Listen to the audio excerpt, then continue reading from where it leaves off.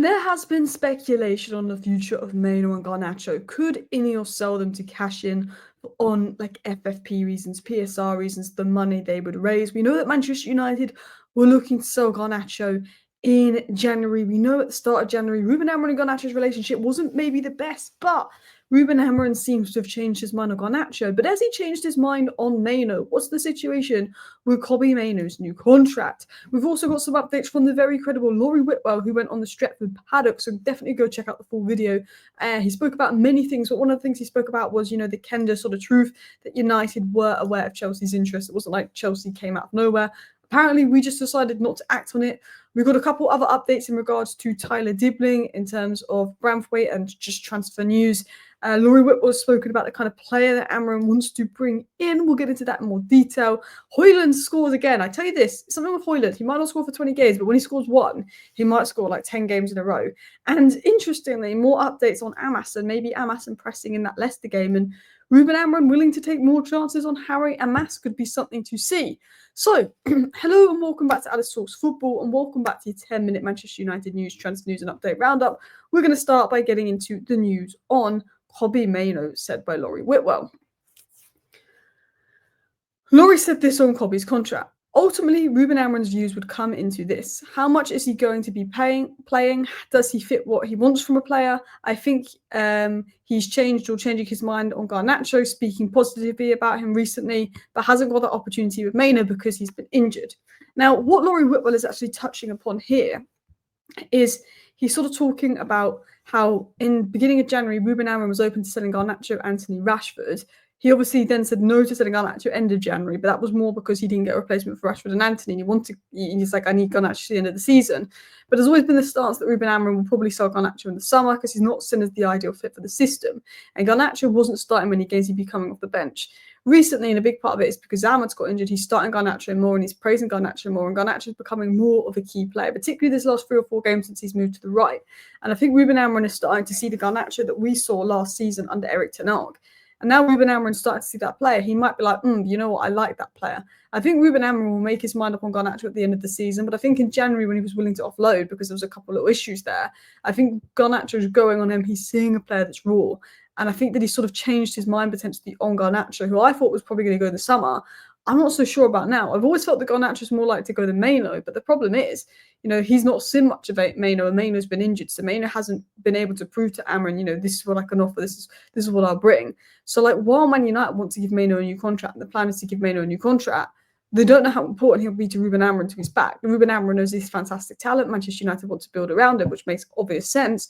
But obviously, because he's not played under Amorim, and Amorim doesn't know where his best role is. Is it 10? Is it in the pivot?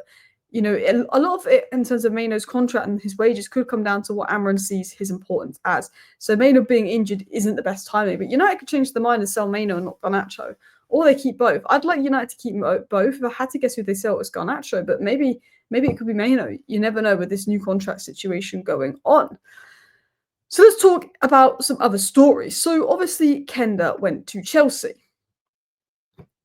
Now, we were always assuming that Quenda was going to go to Manchester United. He'd been linked to Manchester United a lot, and we thought, okay, he'll be a Manchester United player. He'll be the first signing. United are working on a deal early. We got a bit excited, like, wow, United working on a deal early. This is good. But that wasn't the case. Manchester United were aware of Chelsea's move for Quenda. And they could, if they really wanted, to step in and make a move, but elected to pursue other opportunities.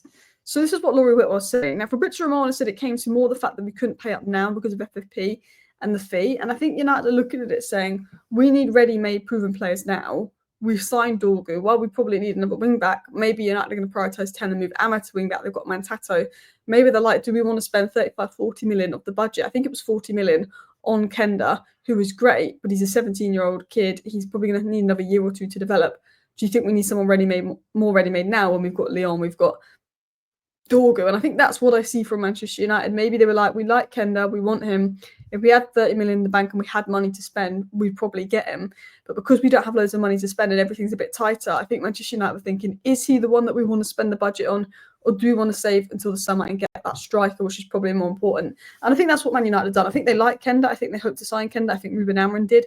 But I think it was a situation of they knew Chelsea were in, they knew they had to act quick or do something quick. And they're actually like, you know what? It's not 100%. And I think Kenda's an annoying player to miss out on because I think he's fantastic talent.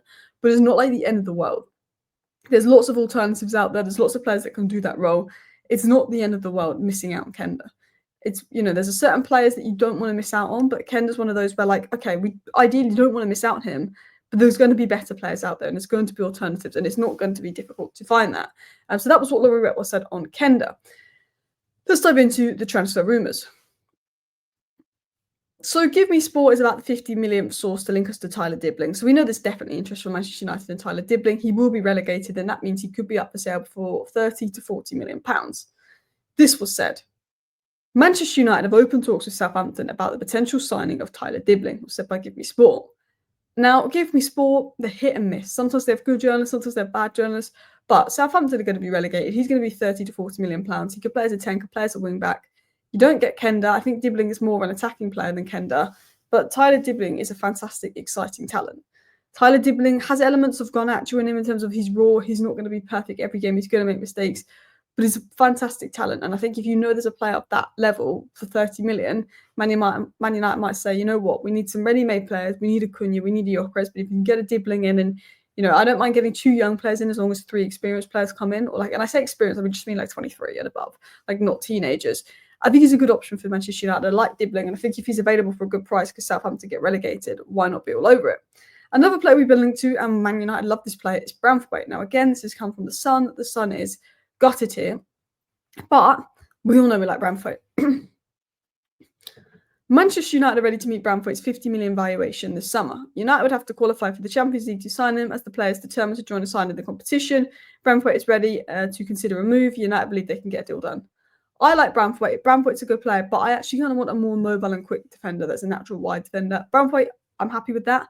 But for £50 million, I think there's better options out there. I would be going for Schlotterbeck, who might be more than £50 million, but Hojlund's release scores £50 million. Schlotterbeck, I think there's better options out there than Branthwaite, but I do like Branthwaite. So let's talk about recruitment. Laurie Whitwell went on the Stretford paddock yesterday. He spoke a little bit about what Ruben Amorim wants. He said, I still think that Ruben Amorim wants athletic midfielders that can go up and down all day. And Laurie Whitwell's going to be spot on with that. I spoke about this. Was it in my live stream yesterday? No, I didn't go live yesterday. Was it the day before? Also, I'm just going to let you guys know. Some of you might be aware by the background, but I am on holiday. I'm taking a break. It's the international break. So I don't know if there'll be live streams or not. I mean, I'm back Monday. So there might not be live streams for like 5 days, maybe 10-minute videos. I will update you guys on everything, but it's international break, so it's not like the most exciting news.